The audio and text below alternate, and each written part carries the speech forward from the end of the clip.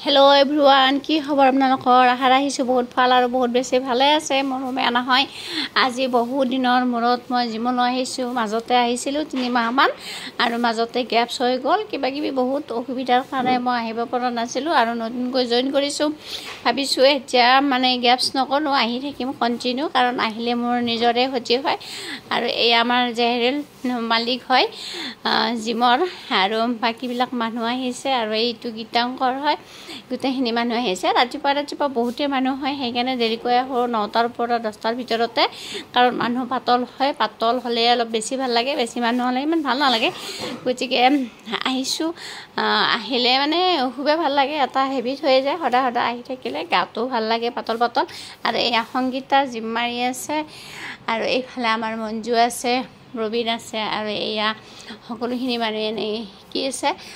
খুবে ভাল লাগে বাৰু আৰু গীতাংকৰে ইয়াতো কৰি আছে আৰু